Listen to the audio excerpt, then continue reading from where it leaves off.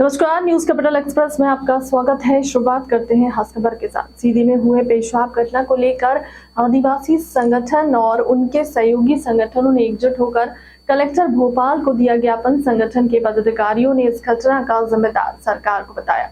बहरहाल कुछ भी कह लो, मध्य प्रदेश में दबंगों का राज चल रहा है।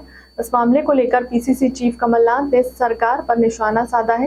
पीड़ित परिवार आज मुख्यमंत्री निवास पर पहुंचा, जहां मुख्यमंत्री ने पीड़ित के पैर धोकर नया संदेश दे दिया। राजनीति गर्मा गई है, बयानबाजी का दौर शुरू हो गया है। चुनावी सीजन के चलते यह मुद्दा आसानी से ठंडा होने वाला नहीं है। आसिफ खान, पत्रकार, करबला रोड, भोपाल से।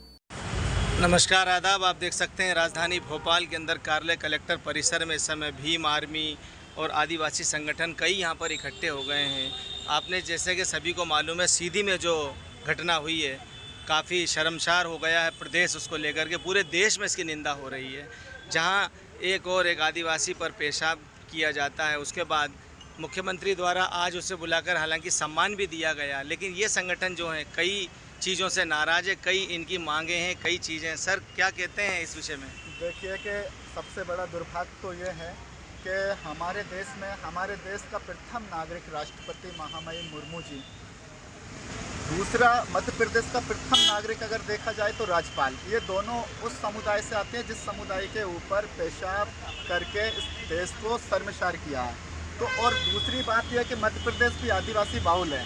इस देश में लगातार आदिवासियों का उत्पीड़न हो रहा है और ये ताकत इन ऐसे गुंडों को कहाँ से मिल रही है। विचार ये सोचने का है, मुख्यमंत्री जी ने उसको घर बुलाया, पैर धुले, उसके पैर की चरण वंदना की। विषय वो नहीं है, विषय तो ये कि ऐसे गुंडों को ताकत कहाँ से मिल रही है, इनको बढ़ावा कौन दे रहा है। लगातार आदिवासियों पर अत्याचार हो रहे हैं। नेमावर की घटना, पाँच लोगों को 10 फीट गड्ढे में उनको मार के गाड़ दिया। कन्हैया भील को गाड़ी से बांध के घसीटा गया। राम प्यारी सहरिया को गुना में जिंदा जला दिया गया। तो बात ये नहीं है कि आप उनको क्या कर रहे हो। आप दावे करते हो आदिवासियों को बहुत ज़्यादा बढ़ावा देने की, आदिवासियों की सरकार बनाने की, गरीबों की सरकार बनाने की, लेकिन यहाँ तो सीन कुछ और ही समझ आ रहा है। यहाँ तो आदिवासियों को, जो देश का मूल मालिक है, उस मूल मालिक को इस देश से बेदखल करने की एक बड़ी रणनीति मुझे समझ आ रही है यहाँ पर, कि इनकी एक बड़ी रणनीति, उनके अंदर भय बनाना, डर बनाना। और कहीं ना कहीं आज हम खामों से बोल नहीं पा रहे हैं। ये टेप लेके आए हैं और ये टेप हमारे मुंह पर बांधेंगे हम, और बांधकर हम अपनी खामोशी के तहत इस धरने को, इस ज्ञापन को हम कलेक्टर को सौंपेंगे। जहाँ कोई बोलता है उसकी बोलती बंद कर देती है ये सरकार। तो आपने देखा कितना दर्द है यहाँ पर। आप भीमराव अंबेडकर साहब की तस्वीर लिए लोग खड़े हैं, बिरसा मुंडा की तस्वीर लिए खड़े हैं, जन नायक टंट्या भील की तस्वीर लिए खड़े हैं। लेकिन एक और जहाँ पर सरकार दावे और वादे कर रही है, लेकिन दूसरी ओर शर्मसार घटनाएं लगातार प्रदेश में होती जा रही हैं। इसकी निंदा करते हुए यहाँ पर काफ़ी, सर कैसा देख रहे हैं, काफ़ी निंदनीय घटना हुई है। देखिए, ये इस घटना से 2-3 चीज़ें बहुत साफ है। जो एक पूरे देश भर में जो माहौल बना रही है बीजेपी आरएसएस, एक हिंदू राष्ट्र का, ऐसा एक हिंदू राष्ट्र जहाँ पे संविधान की ज़रूरत नहीं है, जहाँ पे उन नीति नियमों की ज़रूरत है जो मनुस्मृति में थी। ये एक हिंदू राष्ट्र के पहले का जो प्री कोर्स होता है, कि पहले की एक आभास है कि वही हिंदू राष्ट्र आने वाले समय में क्या करने वाला है।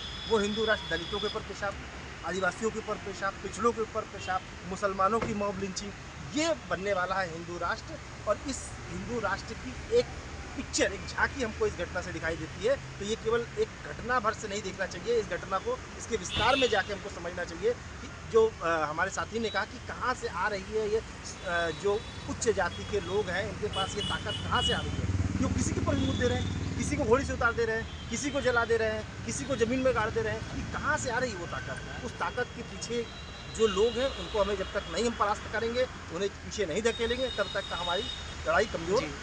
क्या पूरा नाम है आपका? मेरा नाम विजय कुमार है। वर्मा विजय कुमार जी।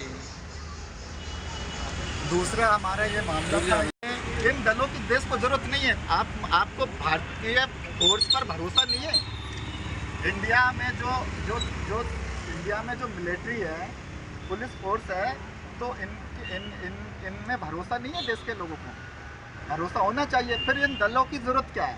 इन दलों को खत्म करना चाहिए। इन दलों की वजह से देश में हिंसाएं बढ़ रही हैं, कहीं ना कहीं आपका ये भी मानना है कि देश को किसी दल की जरूरत नहीं। देश को किसी दल की जरूरत, इतनी बड़ी देश में इतनी बड़ी फौज है, पुलिस है, सारे दल हैं पुलिस के, तो ये बजरंग दल, आरएसएस दल, ये दलों की कोई जरूरत नहीं है देश को। ये सिर्फ हिंसा है, इसको जो बढ़ावा युवा देना। जाके जुड़ रहे हैं ऐसे दलों से, तो उनके लिए क्या विशेष तौर पे कोई कार्यक्रम चलाए जाते हैं अपने? नहीं, क्या उनको भाई सामाजिक संस्थाएं बहुत सारी हैं, हम लोग तो सामाजिक संगठनों से हैं। हमारा तो कोई ऐसा दल नहीं है जो जाकर वहाँ पर हिंसा करे, नारे लगाए या नारे जय श्री राम के नारे लगा के गरीबों पे अत्याचार करे। तो ये दे क्या रहे हैं मैसेज। तो आप देख सकते हैं लगातार विरोध होता जा रहा है। राजधानी भोपाल के अंदर कई संगठन इस समय कार्यालय कलेक्टर में आकर धरना और ज्ञापन दे रहे हैं। तो काफ़ी शर्मसार सीधी की घटना ने किया है। हालांकि मुख्यमंत्री ने तुरंत अलर्ट होकर के कड़ी से कड़ी सज़ा दी है और इस पर सख्त एक्शन भी मुख्यमंत्री ने ले लिया है। तो मध्य प्रदेश सरकार ने सरासर सीधा कह दिया है कि गुंडा तत्वों की मध्य प्रदेश में जगह नहीं है। मैं आसिफ खान, पत्रकार, राजधानी कार्यालय कलेक्टर से भोपाल।